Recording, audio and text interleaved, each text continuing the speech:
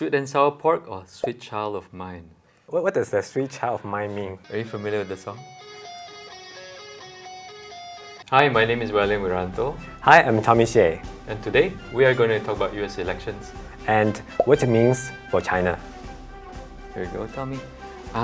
Why doesn't Trump like TikTok? Well, I think Trump doesn't like TikTok maybe for two reasons. I mean, the first reason, as we know, during the Trump campaign, actually quite a lot of users of TikTok actually support Trump's campaign. I mean, the second reason is also we know US in general doesn't like the influence from China. Okay, my turn. What's the difference between Trump and Biden? Biden's always been more of a hug the rule. He's a career politician in the Senate for many, many years. We roughly know what kind of policy he's going to pursue, and he's not going to change overnight in terms of just, depending on his mood. Trump, obviously, we've seen the way he behaved over the past 4 years in terms of this policy. It can be quite erratic. Hamburger or hot pot? That's it, the question. Judging by the frequency, I usually eat hamburger more than the hot pot. If you had to choose between the US or China, where would you choose to live now?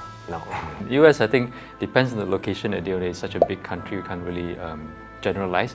But there is still some reluctance to wear masks. There's still some reluctance to basically follow the public healthcare guidance. So I think for this purpose alone, right now, I think China might be better.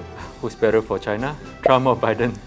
Well, if you asked me this question half a year ago, I would say most people in China will choose Trump. So in China, we have one saying talking about, everything can be solved by money. It's not a problem, right?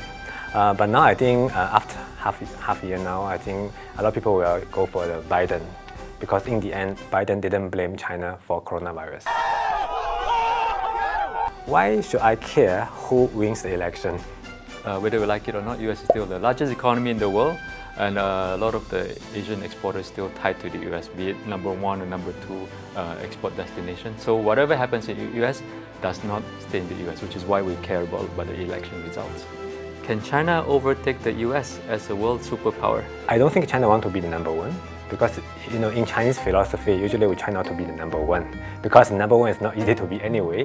That's why I think it's better, for China and the US to coexist in the current context.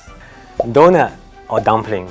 I prefer Indonesian food, but I guess I would say I would go for dumpling, especially if I dip into a special spicy sauce. US, China, why can't they get along? Right now, I think because with the rise of China, we are seeing China is really facing the US in many aspects in terms of the direct competition. So that's why I think it becomes increasingly more challenge for both countries to get along. Spring rolls or Bruce Springsteen? Bruce Springsteen? Well, I've spent some time in the US, but definitely a lot more familiar with spring rolls than Bruce Springsteen. Spring rolls, especially when dipped in spicy sauce. And that's a wrap. No more questions from the magic hat.